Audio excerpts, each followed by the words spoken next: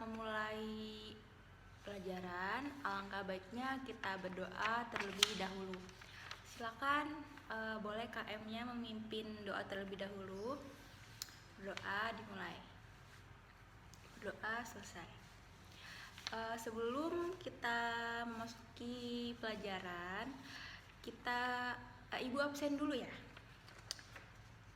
Aisyah Hikmah Sakinah, Albidani Raihan, Alhadi Putri Wibowo, Bunga Amelinda Sania, Kalista Nur Aulia Natasha, Deandra Nadifa Salsabila, Dimas Azari, Evita Sarah Silalahi, Evita Sarah tidak hadir. Ada yang tahu kenapa? Oh, tidak tahu ya. Gilang Agintara, Kalandra Gandhi Sutanto, Muhammad Faris Ilhamsyah, Megan Alika Setiawan, Raisa Aliyah Masaid, Taufikul Hakim, Zevanya Malik. Ya. Berarti yang tidak hadir tuh 1 orang aja ya. Ya, ini semuanya udah pada sarapan belum ngomong-ngomong? Oh sudah, lemes banget tadi di absen. Kemarin kita memasuki materi apa? Drama ya, berarti belum selesai. Ya, sekarang kita melanjutkan materi drama yang sebelumnya. Sebelumnya ada yang masih ingat nggak? Drama itu apa? Lupa. Ya, drama itu berbeda dengan bercerita. Drama pada dasarnya memerlukan pemeran-pemeran untuk tiap tokohnya. Ringkasnya, drama merupakan sebuah cerita atau kisah yang menggambarkan kehidupan melalui tingkah laku, akting atau dialog yang dipentaskan supaya alur ceritanya berjalan dengan rapi dan runtut. Sebelumnya telah dipersiapkan teks drama juga sebelum kita mementaskan drama. Teks drama tentu berbeda dengan cerita pendek atau teks lainnya karena kegunaannya yang berbeda pula. Nah, sebelum kita menulis ini atau mempelajari materi drama ini, yuk kita identifikasi dulu alur, babak, dan konflik di dalamnya. Yang pertama ada struktur drama. Ada yang tahu struktur drama apa saja? Ya, struktur drama itu ada 3, yaitu ada yang tahu? Prolog, epilog, dan dialog. Ada yang tahu prolog itu apa? Ayo, siapa yang tahu? Ya, Kalista. Benar, prolog itu merupakan kata-kata pembuka, pengantar, dan deskripsi latar belakang cerita yang disampaikan oleh dalang atau narator. Fungsinya adalah sebagai pengantar bagi penonton mengenai isi drama. Selain prolog, epilog juga disampaikan oleh narator berupa simpulan atau amanat dari drama yang telah dipentaskan.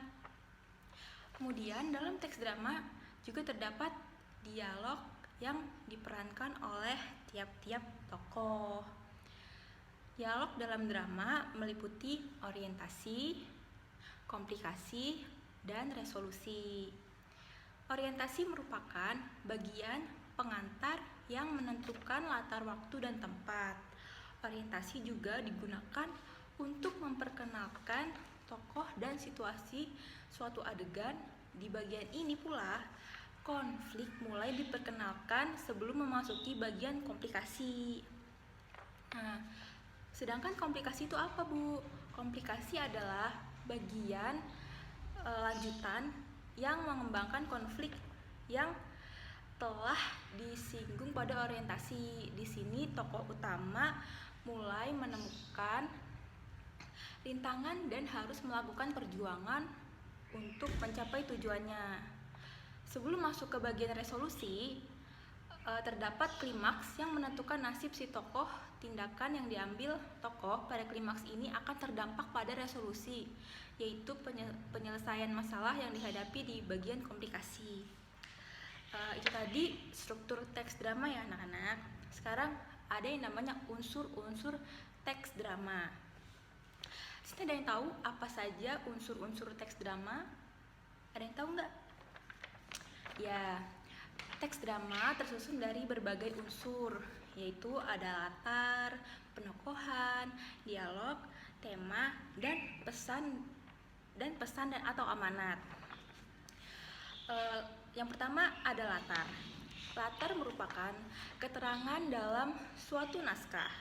Latar dibagi menjadi latar tempat, latar waktu, dan latar suasana.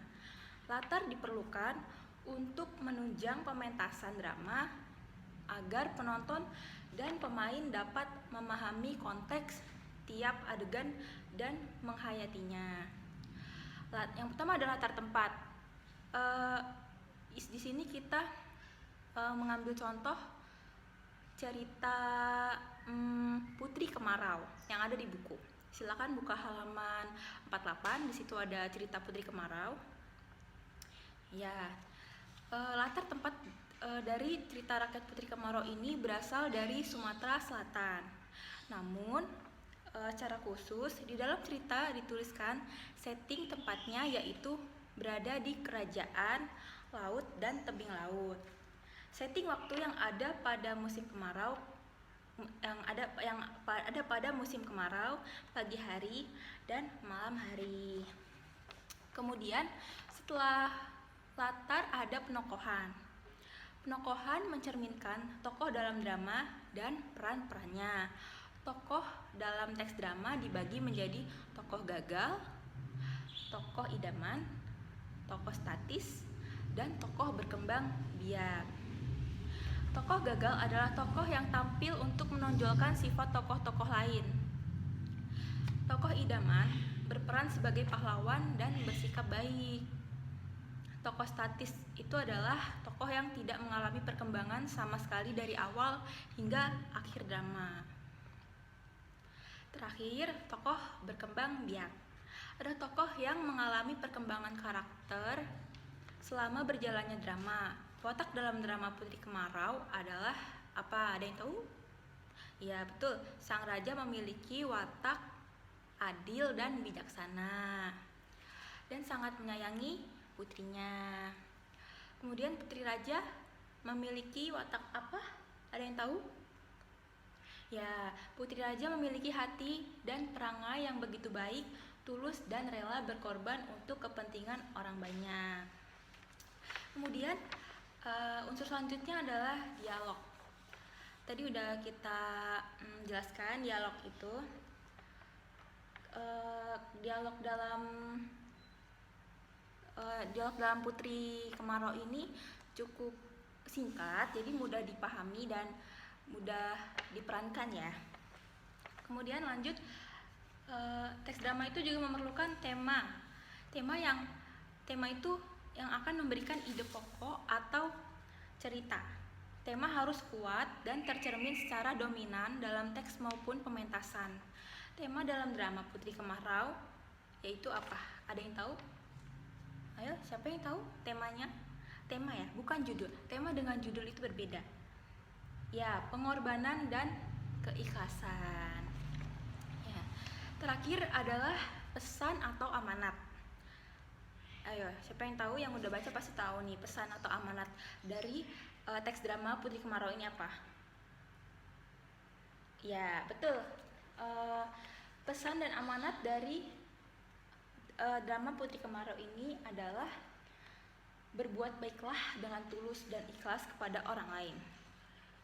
Jadi kalian itu jika membantu orang lain, jangan pernah mengharapkan imbalan berbalik ke kita supaya kita dibilang wah baik sekali, wah ingin mendapatkan perhatian gitu. Itu malah tidak baik ya. Itu tadi sudah selesai ya, unsur-unsurnya itu sudah semua ya.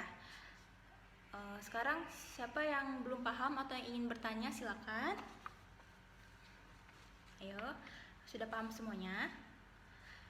Ya, jika sudah paham, sekarang Ibu berikan tugas kelompok untuk memerankan drama dengan tema cerita rakyat.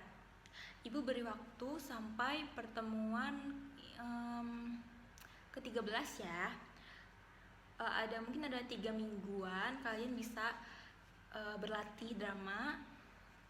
Oh ya, nanti kalian tampil di depan kelas menggunakan kostum dan peralatan yang dibutuhkan. Jadi pada hari kalian tampil, kalian harus menggunakan kostum. Misalkan kalian ceritanya kabayan, kalian harus menggunakan kebaya, sarung, peci gitu. Ya, ada yang ingin bertanya?